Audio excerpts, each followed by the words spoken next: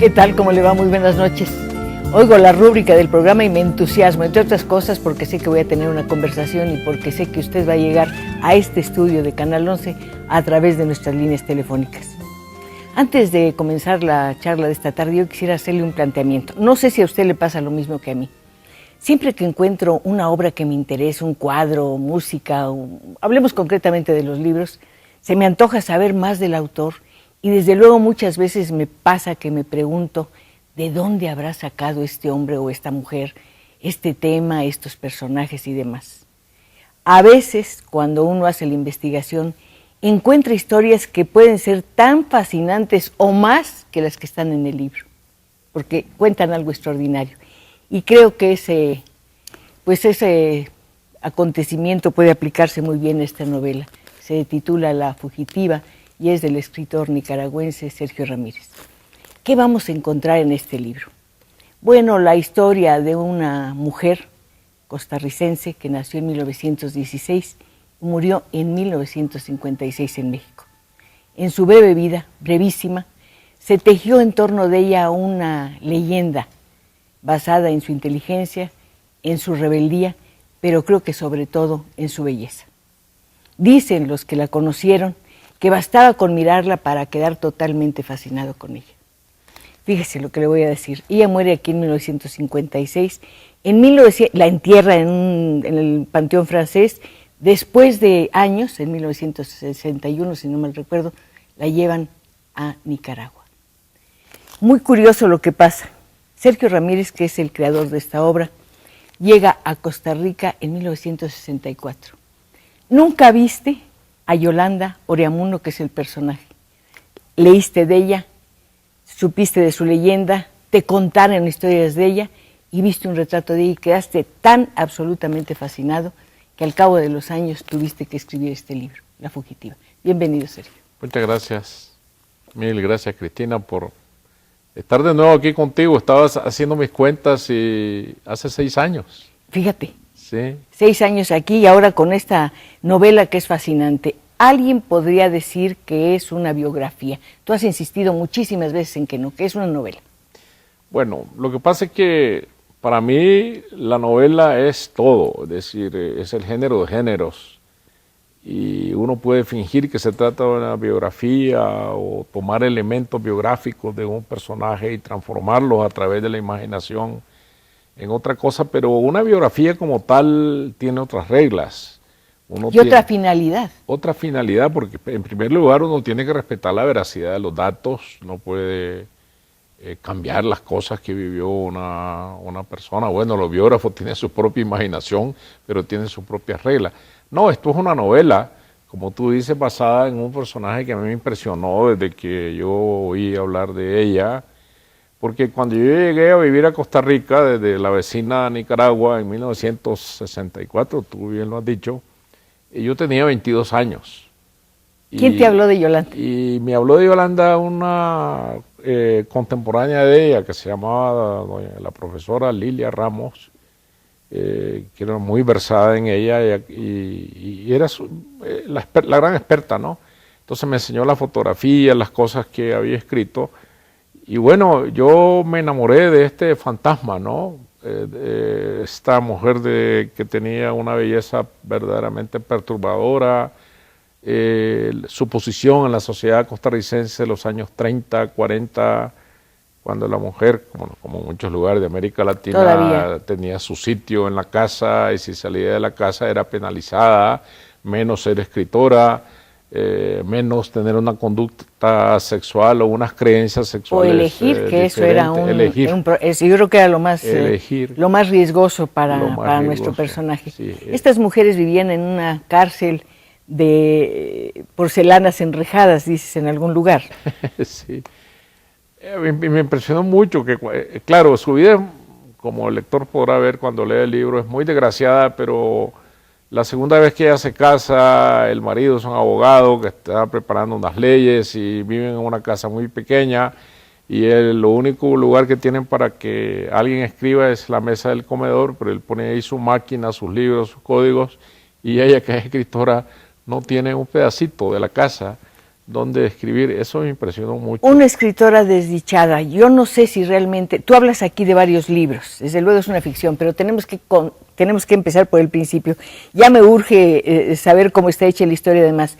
Este es un relato a tres voces, y enfrente de esas tres voces está la de un periodista que te inventas y que eres tú, y dices, aquí soy el periodista que hubiera querido ser. Tú eres periodista, Sergio.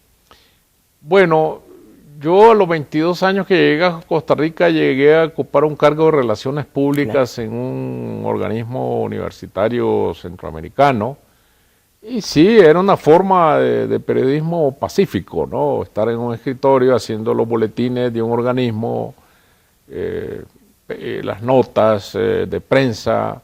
Pero el periodista que me hubiera gustado ser es el periodista de las redacciones, de los turnos nocturnos, de las morgues, de los hospitales, y aprender de la vida allí, ¿no? En la nocturnidad del oficio periodístico. No tuve esa oportunidad, pero fui periodista de alguna manera, de modo que en esta novela yo me finjo ser primero un reportero, ¿no? Que es el que hace la crónica de la llegada de los restos de Amanda Solano a Costa Rica en 1961. Además es una crónica muy triste porque hay poca gente, llueve, está el cielo encapotado, solo se ven paraguas negros, y desde luego esta mujer vuelve a quedar en una tumba en cuya lápida una vez más no está su nombre.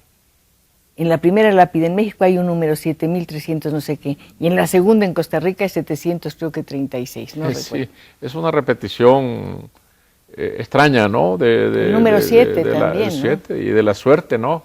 Porque ella murió aquí en México en brazos de otra escritora costarricense. Eunice Odio. Sí, muy rebelde también, muy bella, una gran escritora.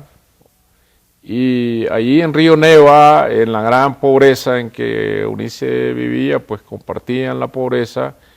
Y nada, la enterraron en el cementerio francés prácticamente de caridad, con una colecta. No fueron a se supone que la hizo Salomón de la Selva, ¿no? Sí, en la novela. En la novela, bueno. Aquí es precisamente, te hago esta pregunta por una razón. Para hacer esta novela tuviste que hacer la investigación que habría hecho un biógrafo, un historiador. Entonces de repente nos confundimos un poco, y acepto como buenas todos los datos que me das acerca de Yolanda, y de pronto cuando me dices lo que es verdadero no lo puedo aceptar, no sé, tengo una confusión. Dentro del universo de la novela todo es verdadero, es decir, porque lo que yo estoy poniendo en manos del lector es una novela que tiene un mundo imaginario verdadero, pero claro, ¿qué es lo que pasa? Que para investigar un personaje, para investigar una época, uno hace lo mismo que el historiador o que el biógrafo. Yo me fui a San José, muchos días trabajé en la Biblioteca Nacional. ¿Te basaste en libros, revistas, testimonios, cartas? Periódicos, viendo microfilms de periódicos de la época, porque hay que crear una atmósfera. Bueno, ¿tú opinas que el método balzaciano es el ideal? Nos decía Sergio en una entrevista, por cierto, muy brillante, que Balzac, antes de construir a sus personajes, construía el ambiente donde iban a estar, una ciudad. Y de hecho es lo que haces en el primer capítulo, donde Gloria Tinoco nos da la versión de Yolanda. Nos describes absolutamente al detalle, casi con una lupa, Costa Rica, y sacas a toda una sociedad de la que no sabemos mucho, te soy sincera, o no sabíamos mucho. Bueno, yo estaba consciente de eso, ¿no? De que, mira, si tú vas a contar una historia que se desarrolla en México, el lector, en cualquier parte que esté, en el Perú, en Venezuela, da por sentada elementos básicos de la historia de México. Son conocidos, ¿no? La historia de México es muy universal. La historia de Costa Rica no es universal. Entonces, era necesario proveer al lector de una serie de informaciones básicas porque Amanda Solano contradice a esta sociedad, es mi personaje que se enfrenta a esta sociedad pacata, cerrada, provinciana, pero bueno, ¿cómo está formada esta sociedad? Es muy contradictoria. ¿Cuál es el primer testimonio que recibes o que obtienes acerca de cómo era Yolanda? Para empezar a fundamentar tus materiales. Bueno, los que te conté de esta señora que yo conocí hace muchos años y me enseñó las primeras fotografías, hizo un libro con cartas de ella que yo consulté mucho, luego su única novela publicada y premiada en Guatemala que se llamaba La Ruta de su Evasión. Y bueno, fui penetrando en este personaje nada menos que a través de medio siglo, porque yo desde que llegué a San José en el 64 hasta que me decidía por fin a escribir esta novela ha pasado nada menos que medio siglo, así que uno puede cargar un fantasma muchísimos años. Es increíble, una fidelidad total. Se supone que escribió una novela anterior que era Tierra Firme, que era parte, una especie de autobiografía. ¿Existe ese libro? No existe nada, es decir, de ella solo existe el único libro que fue premiado, y por eso yo es que en la novela mis personajes especulan de si realmente escribió otros libros, o siempre hablaba del mismo libro con distintos títulos. Es curioso, en la hora o prácticamente a la hora de su muerte, cuando hay una escena terrible donde ella le dicta a una amiga que después hablaremos su testamento, está en un hotel, y dice, te voy a decir con quién se deben quedar mis cosas, es muy poco, y habla en ese momento de sus derechos de autor y dice, pero ¿dónde están mis novelas? ¿Dónde las dejé? ¿Dónde quedaron los manuscritos? No era solo una fantasía que escribía. Es probable que ella iba dejando borradores en el camino de la vida, tirados por allí, cosas muy poco empezadas o empezadas a medias o cosas que ni siquiera revisó, que regalaba a los amigos, pero realmente ella es la autora de una novela de un puñado de cuentos en la vida real, y en eso se parece mucho a mi personaje de la novela, ¿no? Pues es un personaje fascinante, no olvide el título de la novela, es La Fugitiva, desde luego es el sello Alfaguara, y desde luego también, por supuesto, estamos esperando sus puntos de vista acerca de este personaje. Yo me hago muchas preguntas. Sí, ¿hasta qué punto tenía un afán de destruirse? ¿Hasta qué punto tiene alguien derecho a destruir dones tan extraordinarios como la inteligencia y esa belleza que pasmaba a todo el mundo? Comentas en la novela que un día bajó una escalera y los empleados de correos, creo, se pusieron a aplaudirla porque era de tal manera hermosa que no se podía evitar hacer un canto en torno de ella. Hay que decir también que la persona que aparece en la portada de este libro no es Yolanda. Hay que decirlo. Te voy a decir por qué, porque acabo de encontrar una nota muy bonita de un joven que dice, muchos años después de que mi abuelo murió, fui a ver su archivo y en un sobre encontré una fotografía y era de Yolanda y nunca he sentido tanto amor por nadie. Otro que se enamora de un fantasma. ¿No le parece extraordinario? Vamos a un corte. Yo estoy segura de que en cuanto usted lea La Fugitiva, este libro justamente, se va a hacer las preguntas que yo me hago y va a enjuiciar a este personaje que nos envuelve de muchas maneras. Pero por lo pronto vamos acercándonos a la versión que del personaje nos da justamente nuestro invitado de esta noche, Sergio Ramírez. Sergio, para formar, dada la distancia que tienes con el personaje y la fascinación que ejerce sobre ti, recurres a un elemento muy cinematográfico y también muy literario, que es dar diversas versiones para hacer una especie de mural, y en este caso tú decías, yo hice lo que vi que hacían en Rashomon. Sí, porque yo vi Rashomon muchas veces cuando era adolescente, porque yo, bueno, esta es otra historia, yo fui proyeccionista. Sí, claro, como el personaje de Cinema Paradiso. De Cinema Paradiso, y mi tío Ángel Mercado en Mazatepe pasaba estas películas extrañas para un pueblo pobre, donde el cine ni siquiera tenía techo, solo existía la caseta de proyección y la pantalla de tablas. Y me impresionó mucho desde entonces que para contar una historia diversa, tú puedes usar tres enfoques distintos de distintos testigos. Y yo escogí estas tres mujeres que son contemporáneas suyas para que hablaran de la desaparecida. Y yo creo que era el único procedimiento posible, no que narrara ella, Amanda Solano, que narrara yo, sino tener estas tres voces diversas con tres registros verbales diferentes. Tres, que logras muy bien porque cada uno de los lenguajes de los tres personajes son totalmente distintos. Nos cuentan a veces las mismas cosas, pero cada una aporta cosas nuevas. Y desde luego hay un elemento que hace detonar la memoria de estas mujeres maravillosas, que es el periodista. Hay un momento en que Gloria Tinoco dice, ¿me va a hacer preguntas o me deja que yo cuente la historia como la recuerdo? Y ahí te ahorras el problema de hacer preguntas, que hubiera sido muy engorroso. Bueno, yo me finjo el periodista, claro, que va a buscarlas a la casa por algunos intermediarios que me facilitan entrevistarme con ellas en Costa Rica y luego la última en México. Y yo lo que hago es ponerles una pequeña grabadora para que hablen, yo les hago preguntas, pero después al editar la entrevista, hablemos de la palabra editar la entrevista, yo me saco como entrevistador y dejo que el discurso de ella fluya solo para no interrumpir lo que están Pero además diciendo. no las engañas, porque tú te presentas como un periodista y una de ellas te dice 2 o 3 veces, usted como escritor sabe que en las historias la memoria traiciona, etcétera, etcétera. O sea que varias veces te descubren como escritor. Sí, sí, son las mujeres muy sagaces. Tienen más de 90 años todas y están enlazando. Te confiaste demasiado y te pescaron, dijeron, este no es periodista, pero es escritor. son unas mujeres muy lúcidas que recuerdan muy bien, recuerdan como recordamos todos, ¿no?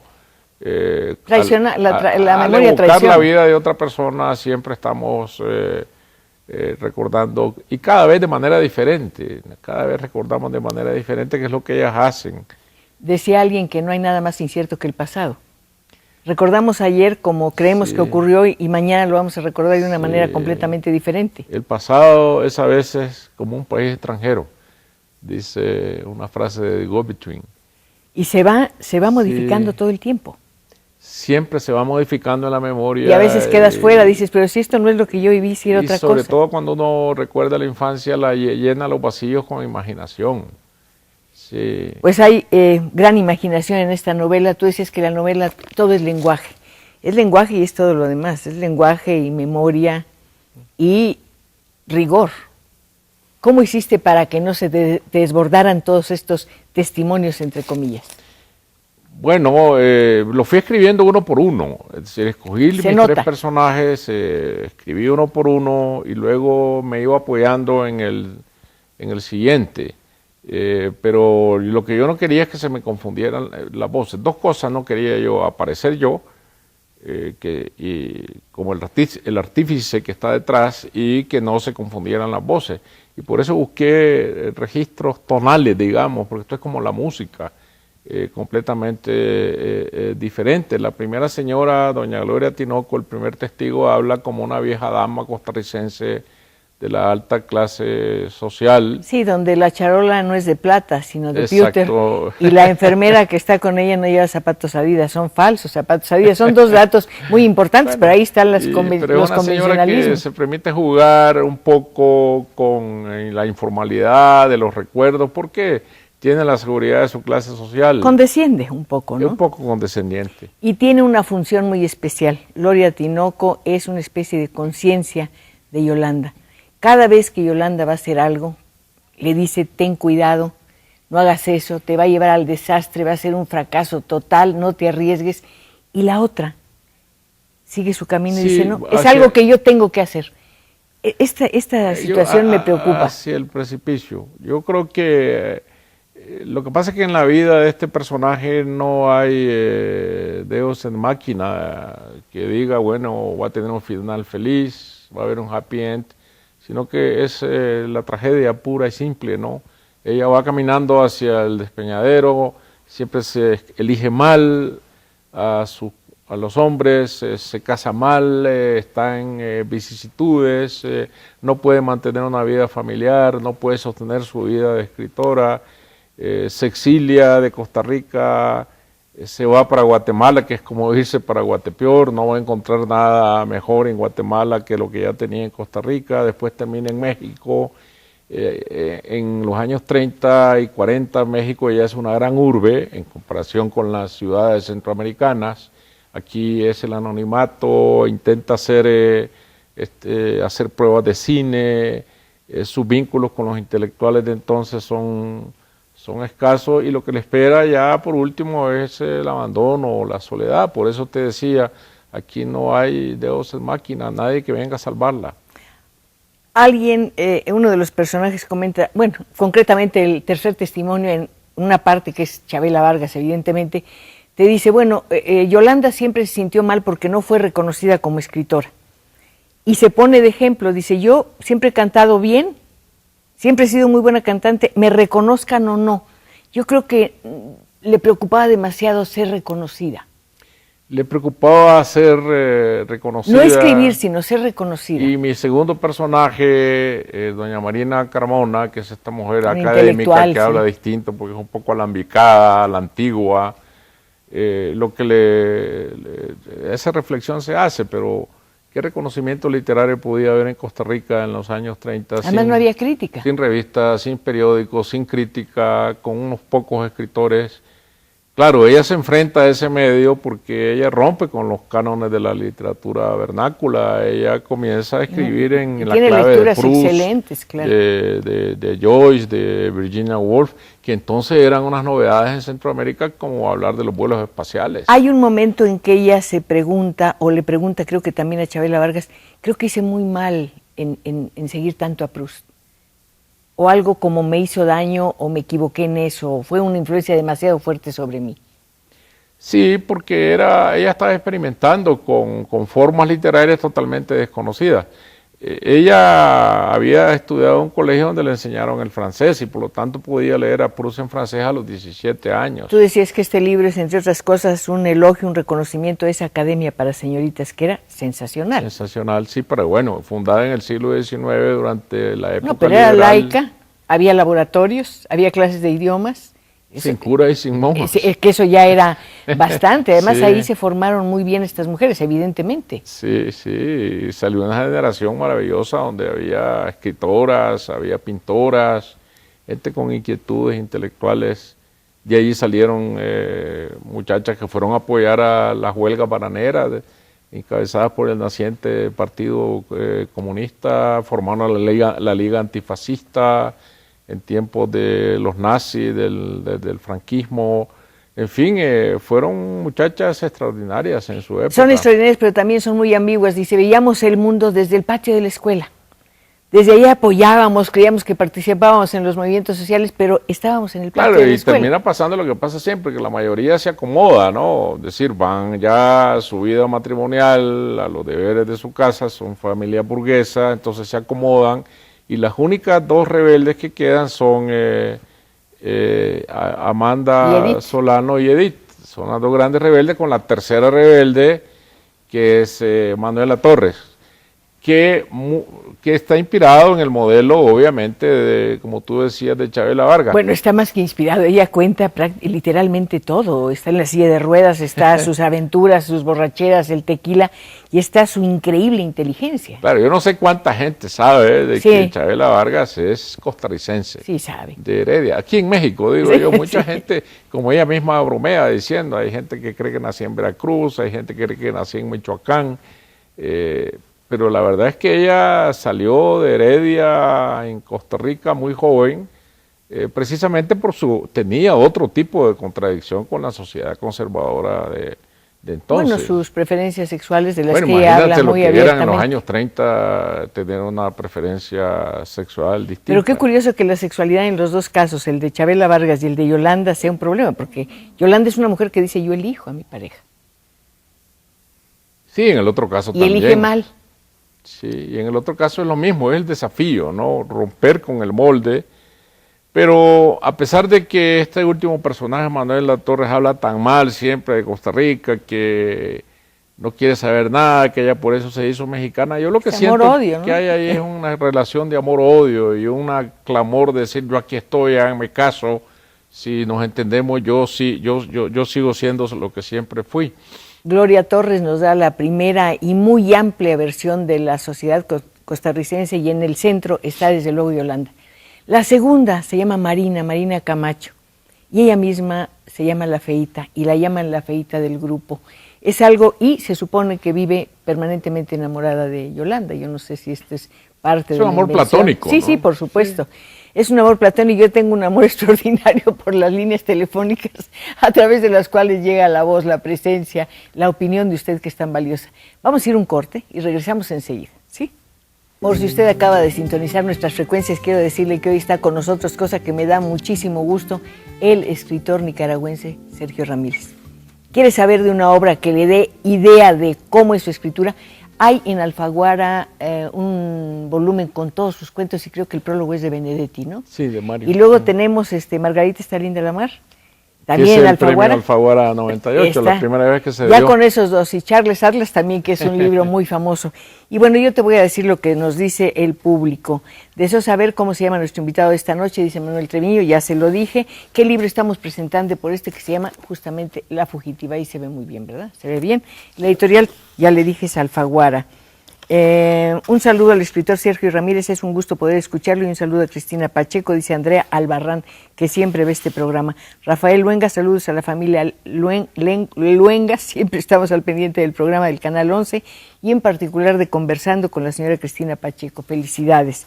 Alfredo Arellano, quiero decir que siempre vemos su programa y aquí con la familia Arellano tienen un apoyo más. Felicidades a Cristina por su excelente invitado, al cual le decimos que ya leímos una de sus novelas, ahora haremos lo mismo con esta nueva novela para ver qué tal. Pues es una novela fascinante en la que uno se involucra mucho, aunque no quiera. Le digo, le estaba comentando a Sergio en el corte que llegó un momento en que me tuve que pelear con Yolanda porque dije, una mujer con tantos dones, ¿cómo puede despreciarlos de esa manera? ¿Cómo puede buscar su destrucción de una forma tan increíble? Fue implacable con ella misma, ¿no? Fabiola Valderrama, la narrativa de Sergio es exquisita y me encantó ver a Cristina Pacheco que no fuera vestida de negro. Pues es raro, ¿verdad? Pero bueno, estamos haciendo todo. ¿Quién nos da la segunda versión de Yolanda? Pues nos la da una mujer que se llama Marina y a la cual la llaman la Feíta. Es algo muy curioso esta mujer, es muy fría en el análisis, frena su pasión, su entusiasmo por Yolanda, pero además es la única que te da cartas. La señora Tinoco dice, yo me voy por mi memoria y me acuerdo bien, y si me equivoco, ahí usted me disculpa o cosas así. Pero la otra dice, no, yo tengo aquí una carta y otra carta. Es un material literario invaluable. Es su guardiana, ¿no? Sí. La guardiana de su amistad, de su memoria, porque son dos tipos de amistad.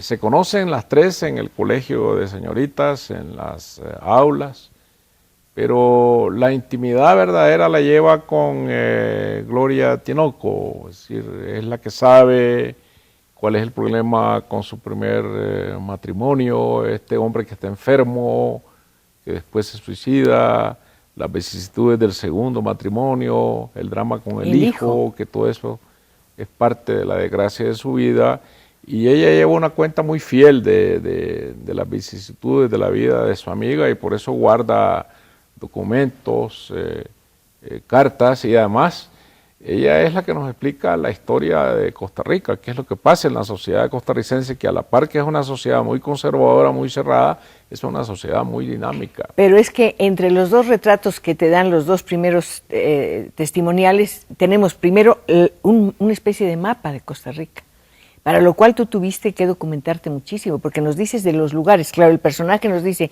en tal lugar donde había una fábrica que era de tal cosa y no sé qué, entonces vas tomando la historia de la ciudad y dentro de eso la historia de las costumbres. Claro, porque la historia de ellas es la historia de las ciudades. De repente aparece este colegio de señoritas del siglo XIX, plantado en medio de una aldea, al lado de un teatro nacional, que es una especie de ópera Garnier de París, solo que en pequeño. Hay un colegio que importan desarmado de Bélgica, hay piezas metálicas que todavía está allí, que se llama la Escuela Metálica. Entonces, la riqueza del café le va dando a estos aldeanos costarricenses un sentido europeo. Tienen un ferrocarril que saca el café hacia el puerto del Caribe, pero también saca personas que van a Europa a ilustrarse. Es una sociedad que avanza muy rápidamente en el sentido de que también la migración europea es muy fuerte, catalanes, franceses, ¿Pero esto suizos. en qué momento empieza? En el siglo XIX, cuando en Centroamérica son llamadas por ley las migraciones. Las migraciones son convocadas por los gobiernos liberales porque en el positivismo liberal se piensa que sin la participación europea no hay progreso. Eso ocurrió en toda a América Latina. Algunos lo llevaron hasta el extremo de llamar emperadores a que vinieran a gobernar estos países para que pudieran caminar, ¿no? Hablabas de la mirada fija en Europa, y antes de que me olvide, he tenido una curiosidad desde que comencé a leer el libro. ¿Cómo llegaban a manos de Yolanda autores como Joyce o como Proust, si no había...? Porque había libreros en Costa Rica. Yo me sorprendí mucho cuando yo llegué en el 64 a Costa Rica, que en Managua no había librerías, y en San José había librerías con libreros. Había 3 o 4 librerías de primera categoría, donde los libreros habían leído los libros y te explicaban. Yo en las vitrinas de estas librerías me encontré a Rulfo, me encontré a Borges,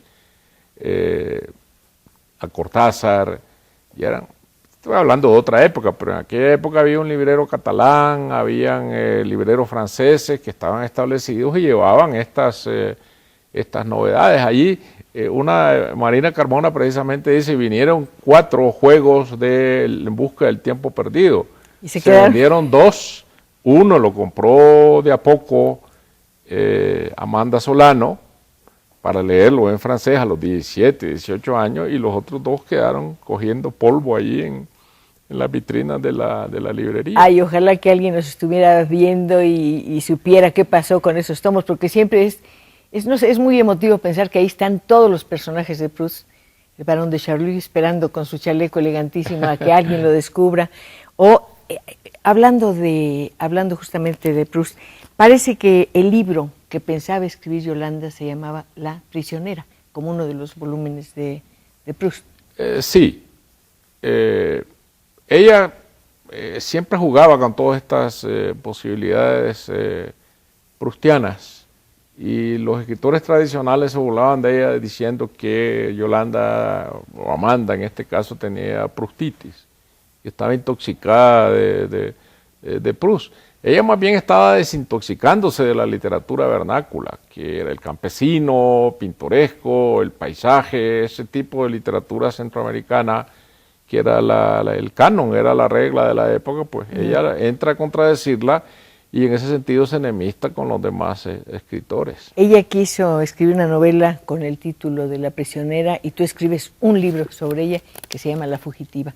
Como que es una especie de reivindicación, ¿no?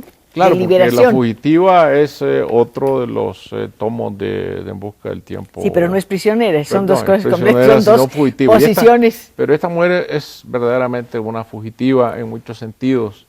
Está huyendo de sí misma. Sobre todo, creo. Huye de la sociedad, huye de la literatura, parece mentira, que la persigue, es su sino, pero ella va dejando sus originales por el camino. ¿Es cierto que en el tiempo en que estuvo en Estados Unidos escribió otra novela, o empezó a escribir otra novela? Pues no es probable. Eso no lo considero. Que Ninfa Santos, la esposa de Hermilo Abreu Gómez, le prestó una máquina de escribir para que escribiera en el hotel. Yo lo veo muy difícil. Estaba en unas condiciones de salud pésimas, muy precarias. Acababa de sufrir una operación del vaso, que en ese tiempo era una operación muy seria. Estuvo a punto de morirse, y entonces, convaleciente todavía, se regresó a Costa Rica.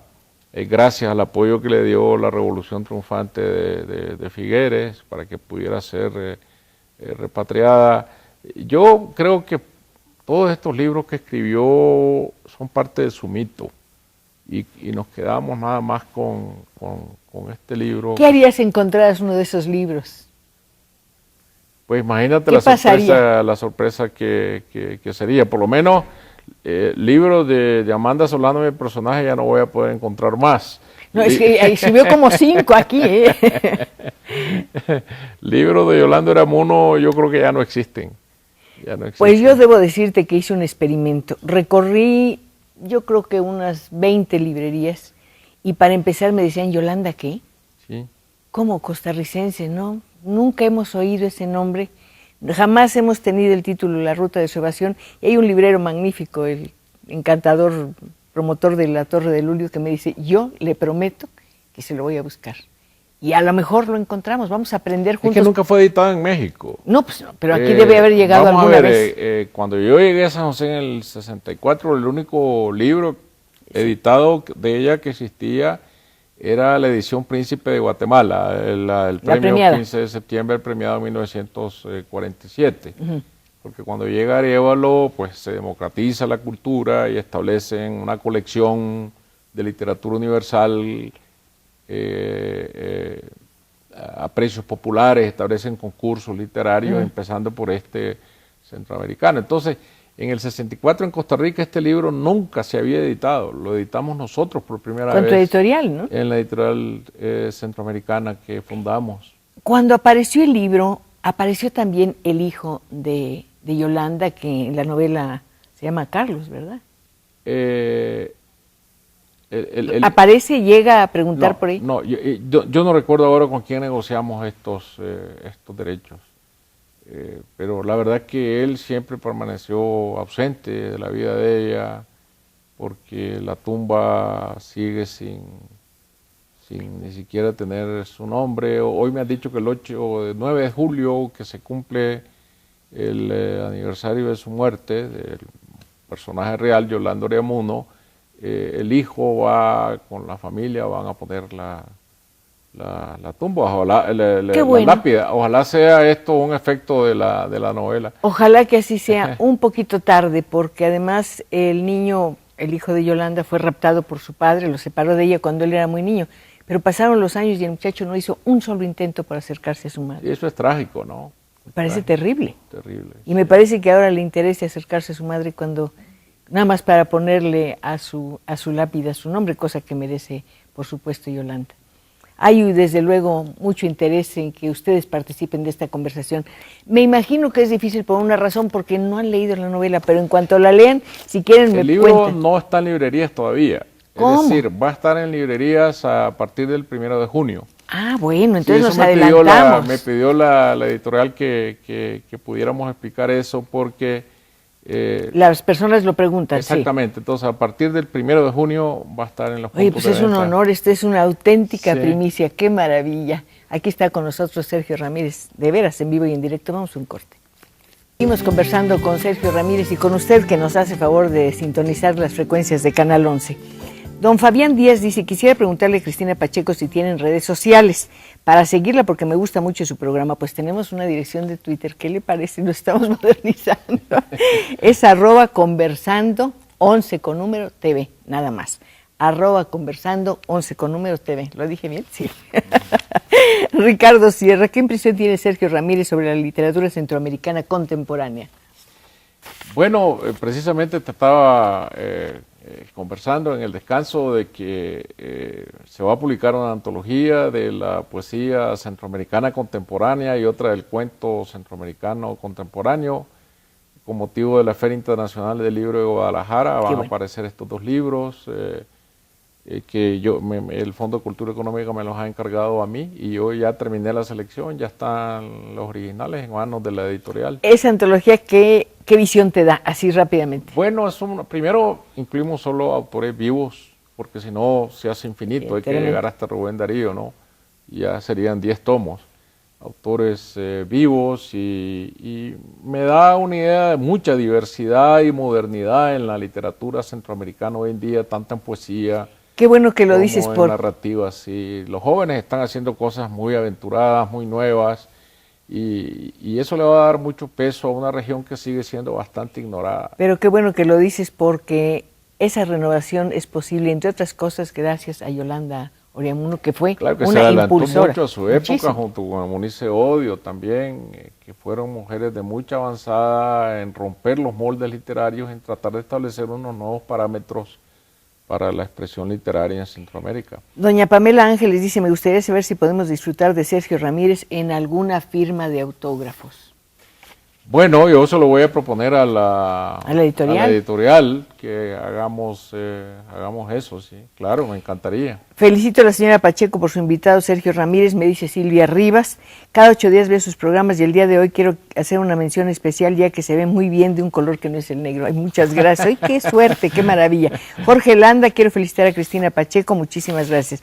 Guadalupe Allende, me gustaría que Sergio Ramírez escribiera acerca de Eunice Odio, pues en realidad lo haces aquí de alguna manera. Yo tuve que escoger entre Yolanda y Eunice porque son dos caracteres muy parecidos, los dos chocan con la sociedad costarricense en su época, las dos son bellas, muy bellas, de una belleza distinta. Como le decía Garrido Canaval, ojos de esmeralda y ojos de no sé sí. qué, por el color de los Sí, que la Eunice. figura de Garrido Canaval me salió muy bien porque él coincide con la venida a México. Bueno, de hace Manuela posible, Torres, sí. hace posible la llegada a México Sí. de Manuela Torres, que evidentemente es Chabela Vargas. Mire, ¿quién ha sido dirigida por Almodóvar? ¿Quién andaba siempre con un zarape? ¿Quién declaraba sus preferencias sexuales? ¿Quién dice haberse tomado todo el alcohol, todo el tequila del mundo? Y desde luego, ¿quién puede ser más inteligente que Chabela Vargas? Es una mujer extraordinaria. Sí. Le mandamos un saludo. Ojalá Lástima que yo solo la conocí en la ficción de la entrevista, que nunca he podido hablar con ella. No has hablado con ella, pero si te dice cosas exactas. Sí, pero bueno, en la novela, ¿no? Pero son yo soy cosas que ha dicho un aquí. entrevistador falso.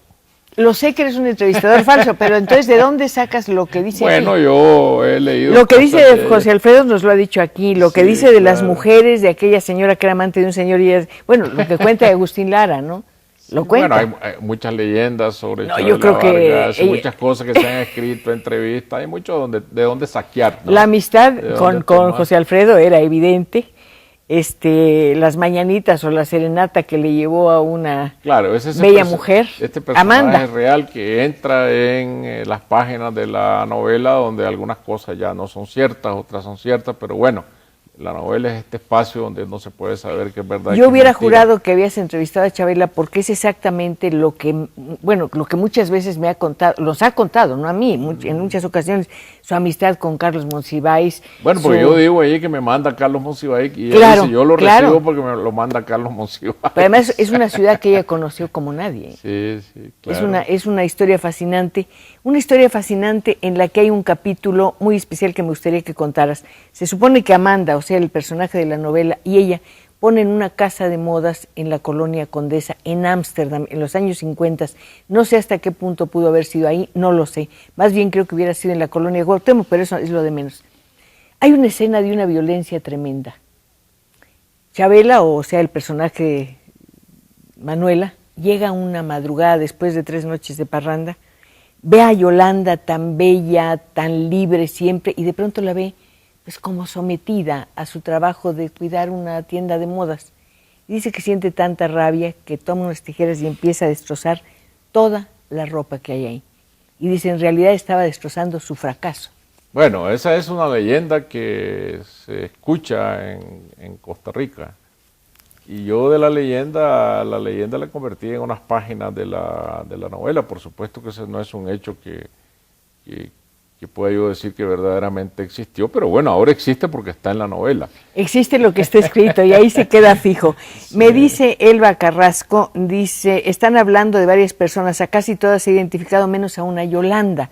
Yolanda es Yolanda Oreamuno, como dijimos. Que es Amanda Solano, es el personaje de la novela, esta mujer extraordinariamente bella, de una vida trágica, de una gran inteligencia, que choca con la sociedad de su época y termina muriendo en el exilio social, aquí en Río Neva, en la Ciudad de México, en brazos de... Era el fantasma de Río Edith, Neva, exactamente. Su íntima amiga, sí. María Cristina Méndez, quiero mandarle un saludo muy grande, felicitarla por su programa. Muchas gracias, tocallita. Hipólito Leiva, quiero saber cómo se llama el libro que está mostrando la señora Pacheco. Se llama La Fugitiva, no se ve, ¿verdad? ¿No se ve bien? No. ¿No podemos hacer un close-up para que se vea bien? Es de Editorial Alfaguara y va a salir en junio, me dijiste. 1 de junio está en 1 de junio, librería, sí. Ahí está, perfecto, mire. No, Yolanda era mucho más bella que la modelo que aparece en la portada, que siendo muy bella, pues yo creo que Yolanda la superaba. Qué maldición la de su belleza, ¿no? Bueno, puede llegar a ser una maldición la belleza. Parece cosa de película mexicana, No, sí. Pero sí yo la veo como que tiene miedo de su propia belleza. Sí, sabe que esa perturbación que provoca su belleza siempre le va a traer alguna desgracia. ¿Es tu personaje femenino más difícil? Sí. Bueno, en primer lugar yo me metí a la aventura de narrar la vida de una mujer a través de las voces de 3 mujeres, lo cual, como se dice en atletismo, incrementa el grado de dificultad. Meterse en la piel de 3 mujeres, no de una, sino de 4, ¿no? 3 narradoras y un personaje es un tour de force bastante grande. Creo que la ambición de todo escritor es meterse dentro de una mujer. Eso lo aprendí yo de Flaubert con Madame Bovary, es decir, ser esa mujer. O con Salambó. Ser esa mujer, hacer ese intento y no morir en él.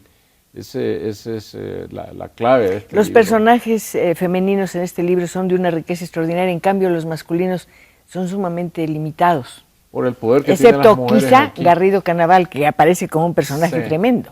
sí, por el poder que tienen las mujeres en el libro. Ese es un libro de ellas, escrito por ellas mismas, dictado por ellas mismas. Yo creo que a un escritor le pasa siempre que cuando se enfrenta con sus personajes terminan dominándolo y manatándolo y los personajes hacen lo que quieren del libro. ¿Cuál fue la que te costó más trabajo dominar para que te contara lo que tú querías? Yo creo que Manuela Torres, porque es la más, la que tiende a desparramarse más, porque ella quiere hablar más de su vida que de la vida Desde luego habla más de ella claro. y aparece Yolanda como una sombra. Finalmente las tres, a lo mejor voy a decir una cosa incorrecta, pero se me ocurrió, las tres terminan por decirte sin mencionarlo: nosotros no fuimos tan bellas como ella, nosotros no tuvimos tantos hombres como ella, nosotros no quisimos ser artistas de cine. No, pero tenemos 90 años y estamos vivas. Sí, además Manuela Torres dice, ellas quedaron como escritoras que las conocen en Costa Rica y a mí me conocen en todas partes del mundo. He cantado en el Olimpia, he cantado en el Liceu de Barcelona y yo creo que al final de cuentas se está diciendo la verdad, ¿no? Es decir, de todas estas mujeres que buscaron volar libremente, la que alcanza de alguna manera la fama es Manuela Torres, o en este caso Chavela Vargas, ¿no? Un personaje que aquí resulta realmente fascinante, tiene un lenguaje muy particular, tiene una personalidad muy particular y se retrata de una manera muy precisa en el momento en que te habla de su perro, que la va a acompañar al otro lado, a la muerte, al Mictlán, y de sus compañeras permanentes, la soledad y la tristeza. Dice, están aquí, están conmigo, no me asusto. Sí, lo que más me atrae de este personaje es su familiaridad con la muerte. Es una mujer de más de 90 años que no tiene ningún temor de ese viaje a Mixtlán, ¿no? Es al personaje que ocultas menos, la pones en Tepoztlán, donde vive, donde la hemos ido a entrevistar y demás, la pones con el zarape, en fin, detalles. ¿Por qué disfrazas los nombres cuando es tan evidente? Porque es que no es una biografía, porque si yo pusiera los nombres propios tengo que responder porque todo lo que digo es cierto, y en la novela respondo de que todo lo que digo es cierto, pero dentro del artificio de la ¿Es cierto o es verosímil? Tiene que ser verosímil, pero no es cierto. Es decir, muchas de las cosas que están contadas aquí obviamente no son ciertas. A lo que yo aspiro es que cuando el lector termine de leer el libro crea que todo es cierto. La mentira y la literatura, ¿cómo andan? Es que no hay literatura sin mentira. Toda construcción literaria es en base a la imaginación, y la imaginación lo que hace es... inventa, pero no miente. Claro que miente, es decir, la invención es mentira porque no es verdad. Es decir, claro que es una mentira literaria, no es una mentira como las que se hacen, se dicen en la vida real para dañar a alguien, no, aquí la literatura es porque la mentira es para que la gente crea en ellas. Es una mentira en la que queremos creer para salirnos de nuestras verdades. Exactamente. Y la novela es un universo de realidad en el que uno entra, y si termina una novela convencido de que todo es cierto, pues ese es el triunfo definitivo del escritor. Dices que aquí eres un ingeniero y un arquitecto que trabaja con la mejor herramienta, la única que hace posible la ficción, la novela, que es justamente la palabra. No hay otra. ¿Cuántas palabras habrá en este libro? Bueno, ahora se pueden contar en la computadora, pero yo no me interesa. Es terrible, no, ¿sí? Porque yo creo que muchas veces nos saltamos. No me interesa saber cuántas palabras hay. Lo único que quiero decir es que todas me tocaron, todas me hicieron acercarme a Yolanda Oreamuno. Me hubiera encantado conocerla, y ya que no puedo hacerlo, voy a seguir la búsqueda de su libro. A lo mejor encuentro alguna otra historia maravillosa. A lo mejor encuentro su silueta, su imagen, su sombra, u otro personaje creado por quien ha sido nuestro invitado de esta noche, el escritor nicaragüense Sergio Ramírez. Sergio, gracias. Cristina, suerte, muy buenas noches, gracias por sus llamadas, no olviden que nos vemos el próximo viernes para seguir conversando. Hasta entonces.